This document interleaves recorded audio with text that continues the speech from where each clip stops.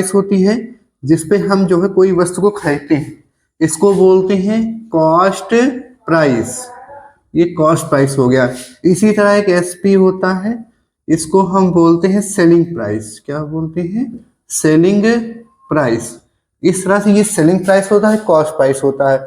जब हम किसी प्रॉफिट की बात करते हैं, प्रॉफिट, हमें किसी चीज पे प्रॉफिट निकालना होगा तो सेलिंग प्राइस में से हम कॉस्ट प्राइस को क्या कर देते हैं?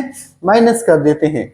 और यानी कि अगर हमें दो प्राइस हमको दी हुई है, यदि सेलिंग प्राइस ज्यादा है तो हमें जाहिर सी बात है प्रॉफिट होगा, और कॉस्ट प्राइस ज्यादा है तो हमें क्या होगा?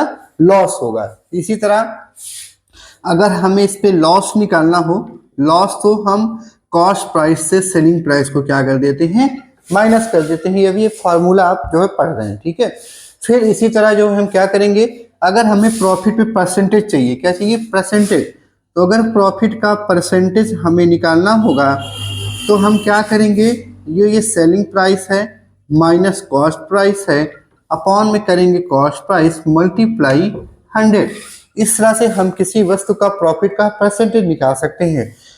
इसी तरह यदि हम इसको दूसरे रूप में देखें, S P minus C P, अगर हमें एस पी सी पी नहीं दिया हो, केवल प्रॉफिट दिया हो और कॉस्ट प्राइस दिया हो, फिर बोले कि आप इस पे बताइए प्रॉफिट का परसेंटेज।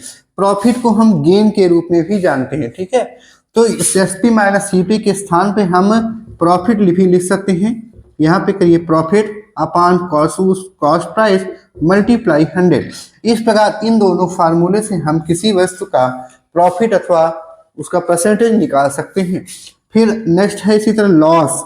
यदि हमें लॉस का परसेंटेज निकालना हो तो लॉस के लिए हम क्या करेंगे? C P minus S P upon C P multiply 100। इतना ध्यान रखेंगे, अपॉन में हमेशा कॉस्ट प्राइस रहता है।